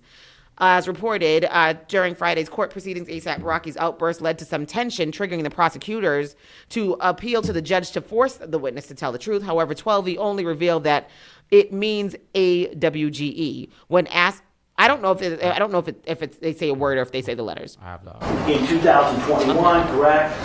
Yes. You've been there since that time, correct? Been there since a couple times. So, this people's 39. You recognize that's the defendant's bedroom and his bed, correct?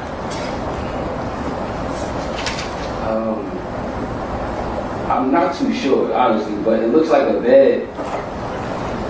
So you're saying you don't recall seeing that bed before? No, I've seen the bed before, but I can't really tell. Well, because it also, like, you never been to Rocky crib. He be having like some cool looking couches that look futuristic. So I have not been there. Yeah, so I'm not too sure. Okay. When you look at it right now, does that appear to be, from what you can tell, what does AWGE mean? Why did he say that? What does that mean? Does that mean something? Mean Okay. Odd. What's that? He said, "Don't say." Yeah. Why did he say that? Why did he say that? So what does it mean? So I don't know, but they said that on the AWGE is the name of ASAP Rocky's creative agency. On the company's website, there are two rules: never reveal what AWGE means, and number two, when in doubt, always refer to rule number one. Oh, so I get it. I think it was just marketing. As reported by Complex, speaking with the New York Times in 2016, Rocky revealed that the secret behind AWGE would likely never come out. The first rule is don't ask questions about AWGE, he said. No one needs to know what the letters stand for. We know what it is, and that's how we want to keep it. ASAP 12E, who has been questioned about the night ASAP Rocky allegedly shot ASAP Relly in LA, claimed that the latter was the instigator. He also claimed to have never seen Rocky pointing the gun at Relly, despite the latter claiming otherwise. This whole case to me is foolishness because he literally got grazed in the finger. He got grazed in the finger. He is not dead. He is not gravely injured. He didn't even have life-threatening nothing. You got grazed in the finger. What are we doing all of this case going on and on and on for? No, when you're rich and the other one ain't. But this is a criminal case. This is not a civil case. He's not suing for money. This is the criminal case. He's going for so just do a civil case. Do you have to do a criminal case? This is stupid. This is. Maybe the police department decided to charge him based on the evidence, even though because he's in court. ASAP Rel is in court going after this. So I don't know. Somebody here in the comments asked, "What's the context of this court case?" Yeah, and somebody says nobody is ASAP got scratches on his knuckles and accusing Rocky of shooting him. This case is so dumb. I agree. It is. I do agree. I think that this should have been settled, like you said. Maybe do a little civil case and be like, well, unless you give me some $1,200, then I'm gonna take this to court. Like you would want your friend in jail for grazing your ex-friend in jail for grazing your knuckles. You want him to be out of jail for grazing you into jail? I don't know. Somebody in the comments is like, it stands for ASAP Worldwide Global Enterprises, has been said since 2012. It's not a secret. That's what I'm trying to figure out. Like maybe I'm decoding it. I'm like all white jeans. Somebody said apples, watermelons, grapes, and elderberries. Like what? Oh, what? And then what did that have to do with the case? Yeah, and like, then what? Because does that mean I shot him for real? Because why are we in the bedroom? Right. We were talking about the fight that happened outside in an arena. Why are we in somebody's bedroom? But whatever. I don't know. This case is stupid. I don't know. And then other news, Denzel Washington reveals that he has a painful injury and that affecting his speech and making acting a struggle. Oh, man. Denzel Washington has opened up about sustaining a painful injury that is affecting his acting due to difficulty with his speech. In a new interview, the Oscar winner credits faith with protecting him from the worst injury and emphasizes the need for daily prayers. Denzel Washington, who recently got baptized, also notes that he is at a point in his life where everything he does is through the lens of God. The 70-year-old movie star recently suffered a significant tongue injury that has impacted his speech. However, Washington is attributing his faith in God to protecting him from what could have been a worse accident. What happened? In an interview with the New York Times, the Training Day actor, who is preparing for his upcoming Broadway role as Othello opposite Jake Gyllenhaal, revealed that he nearly bit off his tongue, which has now caused it to swell, leaving him with speech difficulties. I have a line. Whither will you go? Will you that I go to answer this your charge? It's hard because my tongue is swollen. It has affected everything. Reflecting on the incident, Washington emphasized the importance of daily prayer and his reliance on faith. How did he almost bite his tongue off? Probably acting. Yeah. You know, I bite my tongue all the time. If you bite your tongue but once, almost bite it off, you're going to keep on biting that bee. But to almost bite it off? No, I almost do that. I don't do that. What if it's already bitten and swollen and you bit it again, so now it's almost bitten off? Or maybe something happened and he got like pushed down like that and almost bit deeply into his tongue and then it's swollen.